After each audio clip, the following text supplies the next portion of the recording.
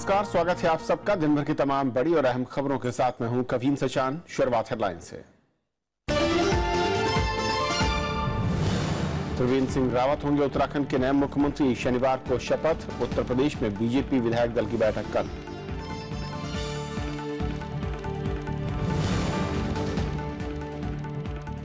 गोवा के राज्यपाल को बर्खास्त करने की मांग। कांग्रेस का राज्यसभा में पक्षपात का आरोप। सरकार ने कहा चर्चा के लिए तैयार है।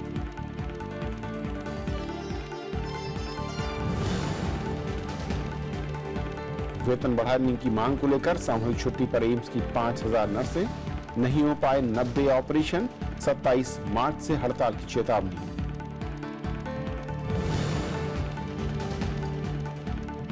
बजट में कटौती से संयुक्त राष्ट्र चिंतित। अमेरिका से कहा कामकाज पर पड़ सकता है असर। ट्रंप से चर्चा को तैयार महासचिव।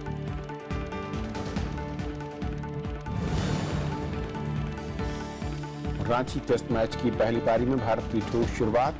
एक विकेट खोकर बना 120 रन। 2 शतकों की बदौलत ऑस्ट्रेलिया के 451 रन। जडेजा ने झटके 5 विकेट।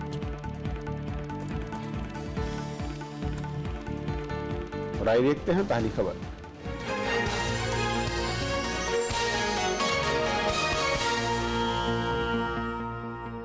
बीजेपी नेता त्रिवेंद्र सिंह रावत उत्तराखंड के नए मुख्यमंत्री होंगे। विधायक दल की बैठक में उनके नाम पर मुहर लगी।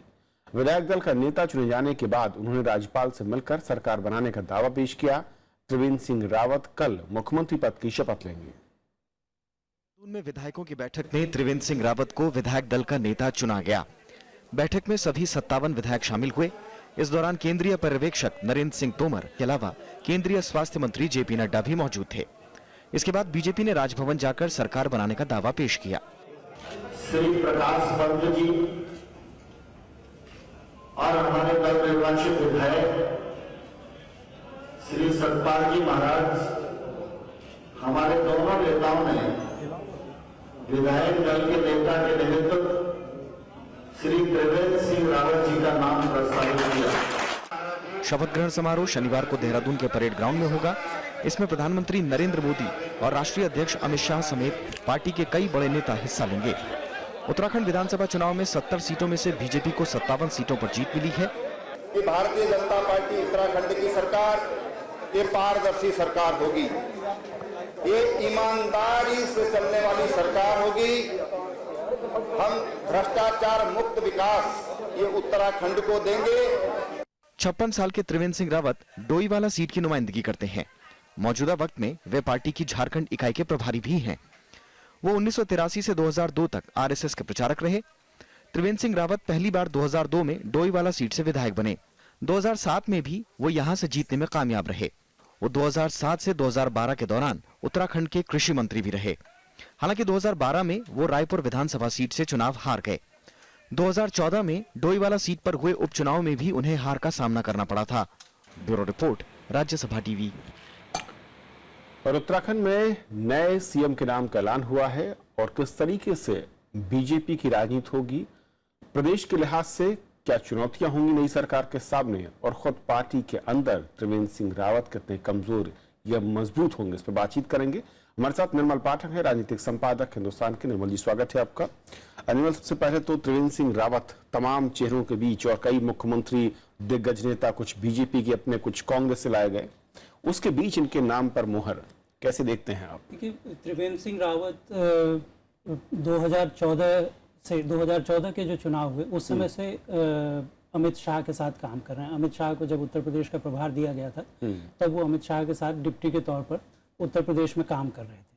तो वहाँ से वो अमित शाह की पसंद हैं। अमित शाह ने उनके काम को देखा और तब से अमित शाह उन पर लगातार नजरें बनाए हुए हैं। और जब पिछली बार अजय भट्ट जब प्रदेश अध्यक्ष बने थे भारतीय जनता पार्टी की, तो उस समय भी त्रिवेंद्र सिंह रावत को वहाँ प्रदेश अध्यक्ष बनाने की कोशिश हुई थी जी।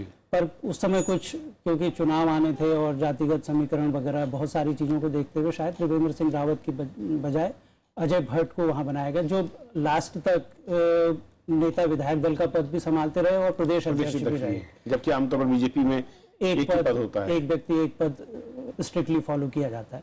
तो त्रिवेंद्र सिंह रावत केंद्रीय नेतृत्व की पसंद पहले से थे। दूसरा, उनका आरएसएस का प्रचारक होना।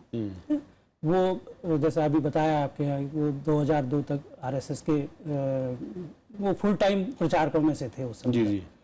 और उनका काम ऑर्गेनाइजिंग से जो ऑर्गेनाइजेशन संगठन मंत्री जिसको कहते हैं भारतीय जनता पार्टी में, वो बहुत महत्वपूर्ण पद होता है केंद्र में या राज्यों में। वो ज्यादातर संघ से आते हैं जो भारतीय जनता पार्टी जो पार्टी का काम देखते हैं। तो संगठन मंत्री भी वो प्रदेश में रहे थे। तो इस लिहाज से एक उनका कद तो बना हुआ था वो, लेकिन वो काफी लो प्रोफाइल, वो 2007 से 12 तक मंत्री भी थे, लेकिन किसी ने उनका बहुत ज्यादा, और एग्रीकल्चर मिनिस्टर थे, लेकिन अभी आप अगर किसी से ऐसे ही पूछेंगे तो वो कहेंगे कि शायद थे या नहीं थे, पता नहीं। उस तरह से किसी ने उनका नाम नहीं सुना। तो वो काफी लो प्रोफाइल रह के काम करने, जैसे आमतौर पर संघ के लोगों की शैली है काम करने की, तो उस तरह से वो काम कर रहे थे। तो मुझे लगता है बाकी जो और थे दूसरे जो बड़े नाम थे, उनमें एक जो संभावित नाम हो सकते थे वो प्रकाश पंत थे। वो भी सीनियरिटी वाइज काफी और संघ से आने वाले उसमें, लेकिन शायद जातिगत कारणों की वजह से त्रिवेंद्र सिंह रावत को एडवांटेज मिला है, खास करके उत्तर प्रदेश को देखते हुए। अब उत्तर प्रदेश भारतीय जनता पार्टी के सामने ये रहा होगा, मुझे लगता है कि वो अगर उत्तर प्रदेश में किसी ठाकुर को बनाते हैं तो उत्तराखंड में किसी ब्राह्मण को मुख्यमंत्री बनाएंगे, या अब उन्होंने उत्तराखंड में ठाकुर को बनाया है तो उत्तर प्रदेश में शायद कोई पिछड़े वर्ग से, अति पिछड़े वर्ग से या किसी दूसरे वर्ग से, वहां राजपूत समुदाय से शायद अब प्रेफरेंस नहीं होगा। यानी आप करेंगे दोनों प्रदेश भले ही अलग हों, लेकिन राजनीति के लिहाज से वो पॉलिटिकल पार्टीज ये सब सारे इक्वेशंस देखती हैं। इसी साल के अंत तक हिमाचल में चुनाव होने हैं, वहां भी ये बहुत मैटर करेगा, क्योंकि उत्तराखंड में राजपूत समुदाय से अगर मुख्यमंत्री है तो हिमाचल में अब वो शायद जो भी ठाकुर समुदाय से वहां लीडर हैं उन्हें सतर्क होने की जरूरत है कि उनमें से शायद ही कोई मुख्यमंत्री पद का दावेदार वहां बनेगा या उम्मीदवार, बीजेपी उसको प्रोजेक्ट करेगी। तो एक ये उनके फेवर में गया है जी। बाकी अब उनका अनुभव है और पार्टी में उनकी एक अपनी छवि तो है ही, और लगातार संगठन में काम करते रहे हैं, ये चीजें उनके पक्ष में गई हैं। जो बाहर से आने वालों की बात थी, जैसे दूसरे प्रकाश पंत के अलावा दूसरे उम्मीदवार वहां माने जा रहे थे सतपाल महाराज, पर सतपाल महाराज क्योंकि अभी कुछ समय पहले ही, कुछ साल पहले ही कांग्रेस छोड़ के भारतीय जनता पार्टी में आए, बाकी और जो दूसरे नेता हैं वो तो ठीक चुनाव के पहले आए हैं, इसलिए उनकी दावेदारी का कोई मतलब नहीं था। लेकिन और खास करके ऐसे मैंडेट में जब बीजेपी को इस तरह का बहुमत मिला है तो उसमें किसी बाहरी को बनाना, उसको भारतीय जनता पार्टी का कैडर उसको एक्सेप्ट नहीं करता। लेकिन जिस तरीके के चेहरे हैं जिसका आपने जिक्र किया, वहां पर बहुगुणा साहब पूर्व मुख्यमंत्री हैं, इसके अलावा कोश्यारी साहब हैं, निशंक हैं, 3 तो पूर्व मुख्यमंत्री हैं, इसके अलावा कई और बड़े चेहरे भी हैं, इनमें सतपाल महाराज जैसे लोग भी हैं। तो ऐसे में इन सबको कैसे एक साथ साध पाएंगे त्रिवेंद्र साहब, या फिर कहा जाए कि जिस तरीके का संख्या बल है, ऐसे में चूर चपट या नाराजगी की गुंजाइश बचती नहीं है। हाँ बिल्कुल, बहुत कम गुंजाइश बचती है उसमें, थोड़ा बहुत, लेकिन इसके अपने फायदे भी हैं और नुकसान भी हैं इस तरह के बहुमत आने के।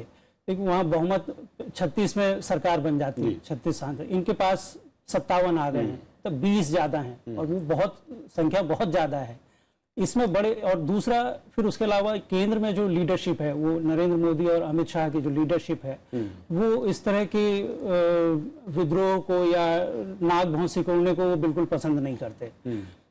और केंद्र का पूरा वरदहस्त त्रिवेंद्र सिंह रावत पे रहेगा। तो और अगर ये नाराजी वाराजी वाला, मुझे नहीं लगता कि कोई बहुत ज्यादा अपने लिए स्पेस बना पाएगा उसमें।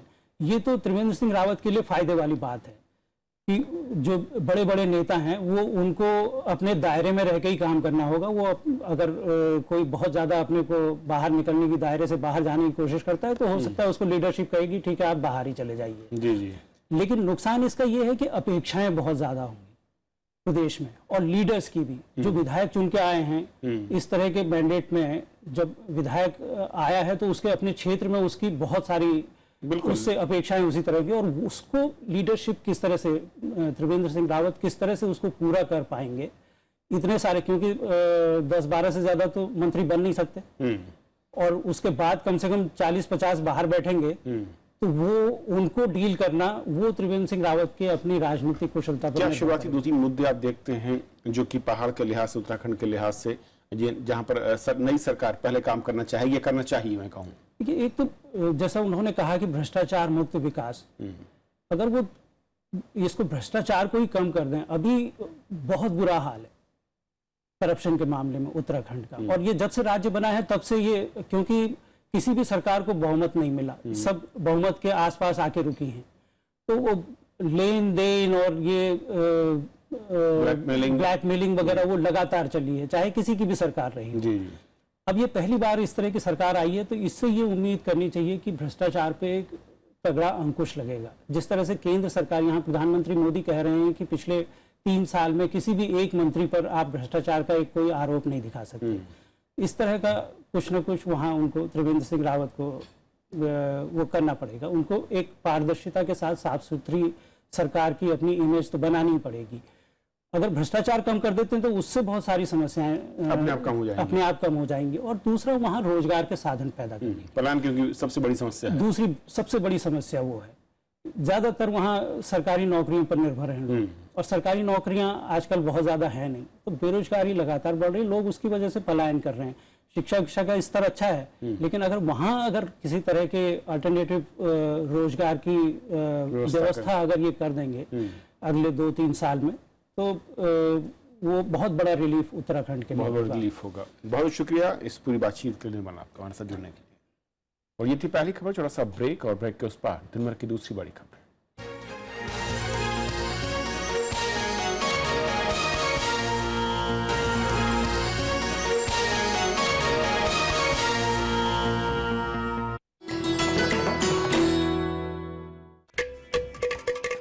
घटम, प्राचीन दक्षिण भारतीय ताल वाद्य।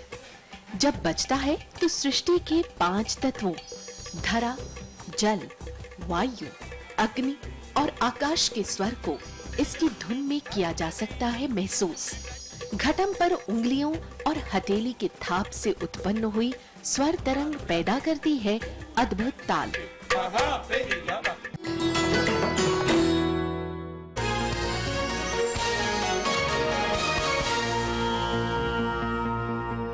बीजेपी कल उत्तर प्रदेश के मुख्यमंत्री के नाम का ऐलान कर देगी। शनिवार को लखनऊ में बीजेपी विधायक दल की बैठक होगी, जिसमें विधायक दल के नेता का चयन होगा।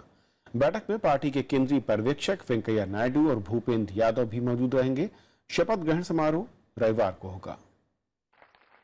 विधानसभा चुनाव नतीजे आने के करीब 1 हफ्ते बाद भी बीजेपी ने उत्तर प्रदेश के मुख्यमंत्री के नाम का ऐलान नहीं किया है। बीजेपी विधायक दल की शनिवार को लखनऊ में बैठक है। प्रदेश अध्यक्ष केशव प्रसाद मौर्य के मुताबिक इस बैठक के बाद मुख्यमंत्री के नाम का ऐलान किया जाएगा। सीएम आपको कल 4 बजे तक आपको बता दिया जाएगा विधायक दल की बैठक में कि सीएम कौन होगा। उसके पहले बताने से ये होगा कि विधायक दल की बैठक का महत्व खत्म हो जाता है। इस बीच राज्यपाल राम नाईक ने जानकारी दी है कि उत्तर प्रदेश में नई सरकार का शपथ ग्रहण रविवार को शाम 5 बजे होगा। इसमें प्रधानमंत्री नरेंद्र मोदी, राष्ट्रीय अध्यक्ष अमित शाह समेत बीजेपी के तमाम बड़े नेता शिरकत करेंगे। मैं तो इतना काम जरूर करूंगा कि जो भी तय हो जाएगा उन सबको मैं परसों 5 बजे शपथ देने का काम करूंगा। प्रधानमंत्री आएंगे, अलग अलग राज्यों के मुख्यमंत्री भी आमंत्रित होते हैं, वो आएंगे। मुख्यमंत्री के नाम को लेकर कई नेताओं के नाम की चर्चा है। हालांकि पार्टी के तमाम नेता किसी नाम को लेकर बयान देने से बच रहे हैं। उत्तर प्रदेश विधानसभा चुनाव में बीजेपी ने सहयोगी दलों के साथ मिलकर 325 सीटों पर जीत दर्ज की है। इनमें बीजेपी के 312 विधायक शामिल हैं। Bureau report, Rajya Sabha TV. Congress ने राष्ट्रपति से गोवा की राज्यपाल को बर्खास्त करने की मांग की है। इससे पहले राज्यसभा में आज एक बार फिर कांग्रेस ने गोवा में सरकार गठन को अनैतिक बताते हुए विरोध किया। पार्टी ने राज्यपाल की भूमिका पर सवाल उठाते हुए चर्चा की मांग की। संसदीय कार्य राज्य मंत्री ने कांग्रेस के आरोपों को खारिज करते हुए इसे जनादेश का अपमान करार दिया। सदन में शून्यकाल के दौरान एक बार फिर गोवा में सरकार गठन का मुद्दा उठा। कांग्रेस सांसद दिग्विजय सिंह ने नियम 267 के तहत नोटिस देकर इस मामले पर चर्चा कराने की मांग की। उन्होंने गोवा में राज्यपाल पर भी पक्षपात का आरोप लगाया। नेता विपक्ष गुलाम नबी आजाद और सीपीएम सांसद सीताराम येचुरी ने भी इस मुद्दे पर सवाल खड़े किए। Under Rule 267, where I have requested that the proceedings of the listed business of the House should be suspended because a gross constitutional impropriety has been committed by the Governor of Goa. Governor has said in an interview, first of all she has said that I did not expected BJP to form the government. If she did not expected BJP to form the government, that is her opinion. But simultaneously, she is saying that I spoke with the leader of the House, the finance minister, at 9:30 and asked him whether I should form the government. You say that yes, the minister is answerable to the House. Yeah. Yes, separate notice will be given. Yeah. When that will be given, it will be accepted and the minister will have to answer. No problem. उपसभापति पीजे कुरियन ने नियम 267 के तहत चर्चा की अनुमति देने से इनकार करते हुए कहा कि राज्यपाल के मामले में सिर्फ सब्सटैंटिव मोशन यानी मूल प्रस्ताव के आधार पर ही चर्चा हो सकती है। A governor can be discussed here only on the basis of a substantive motion, not on 267. Correct. Therefore, the 267 I cannot allow. संसदीय कार्य राज्य मंत्री मुख्तार अब्बास नकवी ने कांग्रेस पर पलटवार करते हुए इसे आसन की अवमानना और जनादेश का अपमान करार दिया। जनता के जनादेश पर क्वेश्चन, फिर आपकी रूलिंग पे क्वेश्चन, फिर देश के लोगों के जनादेश का अपमान। तो हमारी इनसे रिक्वेस्ट ये है कि अगर ये हाउस नहीं चलाना चाहते, हर दिन हाउस में डिस्टर्ब करना चाहते, तो वो बता दें, हम उस तरह से व्यवस्था करेंगे। बावजूद इसके कांग्रेस सांसदों का विरोध जारी रहा, जिसके चलते कार्यवाही 12 बजे तक स्थगित करनी पड़ी। गोवा में मुख्यमंत्री मनोहर पर्रिकर ने गुरुवार को विश्वास मत हासिल कर लिया। उनके विरोध में 16 जबकि पक्ष में 22 विधायकों ने वोट डाला। कृति मिश्रा, राज्यसभा टीवी। सरकार ने कहा है कि देश में रक्षा खरीद का काम लगातार चल रहा है और सशस्त्र सेनाओं की हर जरूरत को पूरा किया जा रहा है। लोकसभा में रक्षा मंत्रालय की अनुदान मांगों पर चर्चा के दौरान रक्षा मंत्री अरुण जेटली ने विपक्ष के उन आरोपों को खारिज किया जिसमें रक्षा बजट में कटौती की बात कहकर सरकार की आलोचना की गई थी। लोकसभा में शुक्रवार को रक्षा मंत्रालय की अनुदान मांगों पर चर्चा हुई। विपक्ष ने सरकार पर रक्षा बजट में कटौती करने का आरोप लगाया। रक्षा मंत्री अरुण जेटली ने विपक्ष के आरोपों के जवाब में कहा कि रक्षा खरीद की प्रक्रिया लगातार जारी है और इसमें किसी भी तरह की कमी नहीं आने दी जा रही। उन्होंने कहा कि सैन्य बलों की हर जरूरत को पूरा किया जा रहा है। ये छवि ना जाए कि देश के अंदर डिफेंस प्रोक्योरमेंट नहीं हो रहा। ये जो माहौल एक दो भाषणों से बना, और मुझे खेद है कि माहौल बना कि जैसे आर्मी की प्रिपेयर्डनेस के ऊपर इस पे असर है। हमारी सेनाएं पूर्ण रूप से प्रिपेयर्ड हैं, किसी भी चुनौती के लिए प्रिपेयर्ड हैं। रक्षा मंत्री ने कहा कि बीते 3 साल में रक्षा खरीद से जुड़े करीब 3 लाख करोड़ रुपए के 147 करारों को मंजूरी मिली है। सेना के लिए OROP लागू करने के बाद 4 किश्तों में से अब तक 2 किश्तें दी जा चुकी हैं। इससे पहले विपक्षी दलों के सांसदों ने रक्षा बजट में कटौती और OROP व्यवस्था की खामियों का जिक्र करते हुए सरकार की निंदा की। एक प्रस्ताव रक्षा मंत्रालय से गया है नॉन लैप्सेबल फंड के द्वारा। आज जवानों की ये मांग है कि इसे आप स्वीकृत करवाएं। आज आर्मी के जवानों को शस्त्रों नहीं, पेंशन नहीं, खान पान नहीं। You are not in a position to spend more on defense and other requirements. If you allow the state governments to do certain things which can keep away what our federal system set, but you are diluting federal system, you are coming all the even powers your side. Under the modernization head for Army Fund has been decreased by 6.4%. Navy also decreased 12.1%. Only Air Force Fund has been increased 12.1%. सरकार की ओर से जवाब के बाद रक्षा मंत्रालय की अनुदान मांगों को सदन से मंजूरी मिल गई। रविंद्र सिंह शोरान के साथ प्रणब गोस्वामी, राज्यसभा टीवी। पश्चिम बंगाल के डीजीपी ने जस्टिस CS कर्णन के खिलाफ वारंट आज तामील कराया। पुलिस के वरिष्ठ अधिकारियों ने जज के घर जाकर ये कार्रवाई की। कर्णन ने कहा कि उनकी ओर से जांच का आदेश दिए जाने के बाद अवमानना कार्रवाई खत्म हो गई है। पश्चिम बंगाल पुलिस ने शुक्रवार को कलकत्ता हाईकोर्ट के जज CS कर्णन के खिलाफ जमानती वारंट तामील कराया। डीजीपी और कोलकाता के पुलिस कमिश्नर खुद कर्णन के घर पहुंचे। वारंट मिलने के बावजूद जस्टिस कर्णन ने सुप्रीम कोर्ट के सामने पेश होने से इनकार कर दिया। Further, my observation after direct inquiry to the CBI on my complaint, the contempt proceedings became infectious since the contempt proceedings are arising on the same complaint. इस बीच जस्टिस कर्णन ने अवमानना मामले में सुप्रीम कोर्ट के मुख्य न्यायाधीश समेत 7 जजों से 14 करोड़ रुपए का हर्जाना मांगा है। मुख्य न्यायाधीश की अगुवाई वाली खंडपीठ ही अवमानना मामले की सुनवाई कर रही है। पीठ ने 10 मार्च को कर्णन के खिलाफ जमानती वारंट जारी किया था और 31 मार्च को पेश होने को कहा था। कर्णन ने प्रधानमंत्री को चिट्ठी लिखकर कई जजों पर आरोप लगाए थे। Bureau report, Rajya Sabha TV. Delhi AIIMS की करीब 5000 नर्स ने वेतन बढ़ोतरी समेत दूसरी मांगों को लेकर आज एक साथ सामूहिक अवकाश पर उठी। उनकी सांकेतिक हड़ताल से एम्स में करीब 90 ऑपरेशन नहीं हो सके। दिल्ली के अखिल भारतीय आयुर्विज्ञान संस्थान में शुक्रवार को 5000 नर्स कैजुअल लीव पर रहीं। इस सांकेतिक हड़ताल के चलते एम्स में आपातकालीन सेवाओं पर खासा असर पड़ा और करीब 90 ऑपरेशन टालने पड़े। एक तो शुगर पेशेंट है, खाने वाने में भी कोई दिक्कत। अब उन्होंने 12 बजे बोला कि आपका आज नहीं होगा, 23 तारीख को होगा। नर्सों की वेतन और ग्रेड पे बढ़ाने समेत कई मांगे हैं। एम्स प्रशासन का कहना है कि उनकी मांगों पर वित्त मंत्रालय ही मोहर लगा सकता है। 7 पे कमीशन में लागू नहीं हुआ और 7 पे कमीशन में जो एनाउंसमेंट मिल रहा था इन लोगों की तरफ से वो नहीं मिला। बाकी और कैडर में फैकल्टी कैडर को इन लोगों ने अलग से बढ़ा के दे दिया, रिकमेंडेशन दे दी है। तो हमारा मानना है कि एम्स में अगर कोई पेशेंट है तो डॉक्टरों के लिए भी उतना ही है जितना नर्सेज के लिए है। जो उन्होंने डिमांड किया है हम अपनी तरफ से वो डिमांड हेल्थ मिनिस्ट्री को भेज देंगे और जिससे कि वो आगे इसी डिमांड्स को फाइनेंस मिनिस्ट्री के साथ डिस्कस कर सके। नर्स यूनियन की चेतावनी है कि अगर उनकी मांगे नहीं मानी जाती तो 27 मार्च से अनिश्चितकालीन हड़ताल पर जाएंगी। अनु दीवान, राज्यसभा टीवी।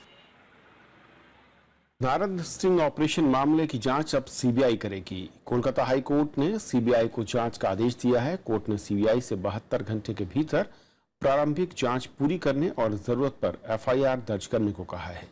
साथ ही 24 घंटे के भीतर स्टिंग ऑपरेशन से जुड़ी चीजें और उपकरणों को जब्त करने के निर्देश दिए हैं। पश्चिम बंगाल की मुख्यमंत्री और तृणमूल कांग्रेस प्रमुख ममता बनर्जी ने हाईकोर्ट के फैसले को सुप्रीम कोर्ट में चुनौती देने की बात कही है। 2016 में पश्चिम बंगाल विधानसभा चुनाव से मीडिया में यह स्टिंग टेप जारी किया गया था, जिसमें कुछ नेता कथित तौर पर पैसे लेते हुए दिखाई दिए थे। पक्ष का आरोप है कि टेप में दिख रहे लोग टीएमसी के नेता हैं। चंडीगढ़ स्थित फॉरेंसिक साइंस लैबोरेटरी की रिपोर्ट में साफ हो चुका है कि टेप से कोई भी छेड़छाड़ नहीं की गई है।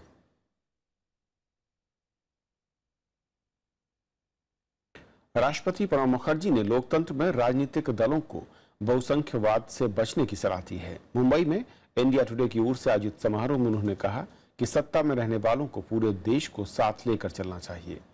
उन्होंने कहा कि किसी मसले पर मशविरा और आम सहमति ही आगे बढ़ने का एकमात्र रास्ता हो सकता है। इससे पहले एक शैक्षिक समारोह में राष्ट्रपति ने कहा कि शिक्षण संस्थानों में असहिष्णुता, पूर्वाग्रह और नफरत की कोई जगह नहीं होनी चाहिए। ये विभिन्न विचारों और दर्शनों के साथ रहने में ही अहम किरदार निभा सकते हैं। पाकिस्तान में लापता हुए 2 भारतीयों का अब तक पता नहीं चल पाया है। निजामुद्दीन दरगाह के मुख्य खादिम सैयद आसिफ निजामी और उनके भतीजे नाजिम निजामी बुधवार से लापता हैं। पाकिस्तान के विदेश मंत्रालय ने कहा है कि वो संबंधित विभागों के साथ मिलकर दोनों को तलाश कर रहे हैं। विदेश मंत्री सुषमा स्वराज ने कहा कि पाकिस्तान सरकार से दोनों के बारे में जानकारी मांगी गई है। दोनों 8 मार्च को पाकिस्तान पहुंचे थे और वहां वो रिश्तेदारों से मिलने गए थे। विदेश मंत्री के मुताबिक बुधवार को दोनों लाहौर के दाता दरबार दरगाह गए और उसके बाद कराची के लिए फ्लाइट लेनी थी। हमने फोन करा कि काफी टाइम हो गया था उनसे बात हुए कि कराची पहुंचे नहीं पहुंचे, तो कराची वाले भी हमारा फोन नहीं उठा रहे थे। तो रात को 1 बजे जब बात हुई उनसे तो उन्होंने बोला कि हम परेशान थे इसलिए आपका फोन नहीं उठाया और वो एयरपोर्ट से बाहर ही नहीं आए। संयुक्त राष्ट्र ने अमेरिका की ओर से संयुक्त राष्ट्र को दी जाने वाली राशि में कटौती के प्रस्ताव पर चिंता जताई है। संयुक्त राष्ट्र महासचिव ने कहा कि इससे संस्था के दीर्घकालीन सुधार की कोशिश पर असर पड़ेगा। अमेरिका के राष्ट्रपति डोनाल्ड ट्रंप ने अपने पहले बजट में विदेशी सहायता में भारी कमी करने का प्रस्ताव रखा है। इसमें संयुक्त राष्ट्र को दी जाने वाली आर्थिक मदद भी शामिल है। संयुक्त राष्ट्र ने इस कदम की आलोचना की है।